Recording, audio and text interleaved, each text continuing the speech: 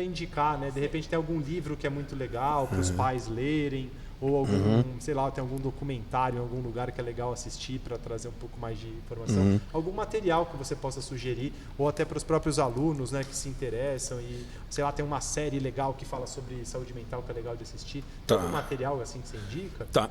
Bom, em primeiro lugar, eu vou pedir para as pessoas visitarem o site do Instituto, institutoamesoamente.org. É porque a gente tem muito material lá. Na verdade, assim, se eu for te falar de algum tipo de material nesse momento, eu te diria o site, porque a gente tem lá desde fichas informativas a respeito de assuntos específicos até um guia de autocuidados em saúde mental e tal. Então, essa seria uma coisa interessante de vocês buscarem. E uma coisa que me veio à cabeça, assim, que há um tempo atrás virou uma mania lá em casa, que é assistir... Vocês já assistiram aquela série Crescidinhos? Crescidinhos do Netflix. O que é basicamente? São crianças de 3 a 7 anos de idade, mais ou menos, 3 a 6 anos de idade, no Japão, em cidades pequenas, e que, basicamente, a premissa de cada episódio, que são 7, 10 minutos, é a criança vai até um determinado lugar, crianças muito pequenas. A mãe ou o pai chega para a criança e diz assim, olha, você precisa ir no mercado e precisa comprar um camarão tipo X e passar na relojoaria e pegar o meu relógio e trazer para casa. Essa criança acaba percorrendo, tipo, 3 quilômetros caminhando com um monte de coisas acontecendo e tal. Obviamente, sendo filmadas de longe, observadas, mas ela com a impressão de que está fazendo sozinha. A pessoa vai lá e muitas vezes a criança consegue fazer. E quando não consegue fazer, ela volta querendo fazer aquilo. O que impressiona é o quanto a criança pode fazer mais coisas do que a gente imagina que eles podem fazer.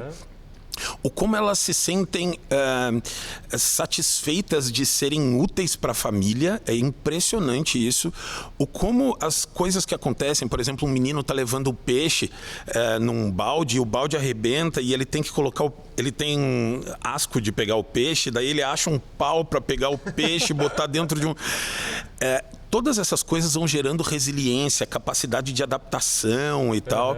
E geralmente quando elas não conseguem fazer, elas querem voltar, elas ficam muito chateadas e se sentem, então assim, e ficam muito felizes quando chegam em casa, assim. Então, eu acho que esse é um tipo de série que dá para assistir 2, 3 episódios e já sacar o que está se passando ali. Inspira a gente a pensar o quanto a gente pode criar pessoas assim que se expõem um pouco mais à experiência e desenvolvem mais habilidades para lidar com um mundo que está mudando tão rápido assim, né? E para encerrar, essa fala dessa série me chamou muita atenção porque é uma coisa que a gente reflete muito aqui também na sala dos professores, falando que talvez em determinado momento, né, se as famílias talvez privam a criança de passar por situações de desenvolvimento, assim, onde ela pode se desenvolver, onde ela vai ter que lidar com uma situação que ela não vai saber ter uma resposta e ter que aprender com aquilo.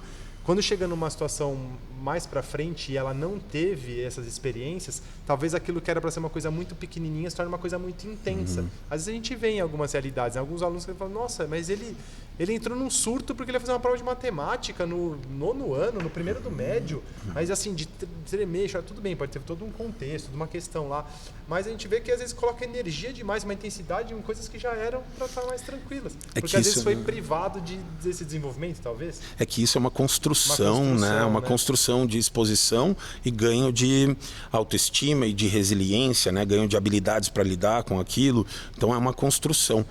De uma hora para outra, às vezes fica difícil disso acontecer e pode até gerar esse tipo de efeito reverso, mas eu acho que é importante que a gente pense cada vez mais, né, preventivamente, assim, fazendo essa construção, permitindo que isso se desenvolva. Assim, né? Só um exemplo. Uma vez, uma outra experiência profissional, quando trabalhava em outro lugar, a gente foi fazer uma viagem uma vez com alguns alunos. E essa viagem pegar um avião no aeroporto e tal. E a gente chegou atrasado no aeroporto, né? Tava o voo já para sair, aquela correria para entrar no avião e etc. E aí a gente passou ali pelo check-in, pelo raio-x e tal, não sei o quê. E aí quando tava todo mundo correndo para entrar no avião, eu olho pro lado e eu vejo um aluno que foi parar numa barraquinha de sorvete. E aí eu chego para esse aluno e falo assim, cara, você não tá vendo? O avião tá indo embora, tá a última chamada. Ele falou, mas eu tô com vontade de tomar um sorvete. Eu vou ficar com vontade. Na hora eu fiquei maluco com o aluno. Falei, larga o sorvete, entra no avião. Mas depois eu fiquei pensando muito nisso. Eu falei, ele não desenvolveu essa habilidade. Ele foi sincero comigo. Ele falou assim, mas eu vou ficar com vontade. Ele não conseguia dissociar que tinha 200 pessoas no avião esperando para ele entrar e que a vontade dele não era a coisa mais importante. Estou falando de um aluno de 14, 15 anos. Então, talvez, às vezes, no processo de desenvolvimento dele, ele não teve ali os marcadores para aprender a controlar a vontade dele, que às vezes a vontade dele não é a coisa mais importante no mundo. E depois, no momento eu fiquei com muita, não é raiva, mas fiquei muito bravo com aquele aluno, mas depois eu parei para pensar bastante e falei, não é culpa dele, talvez. Ele está dando uma resposta como ele sempre teve na vida, então a importância da gente também dar os estímulos, né, para ajudar a se desenvolver. Essa é uma grande, eu acho que outra grande mensagem do doutor também aqui, né, pra gente, pros nossos pais, né? A tentação é muito grande da gente fazer por eles.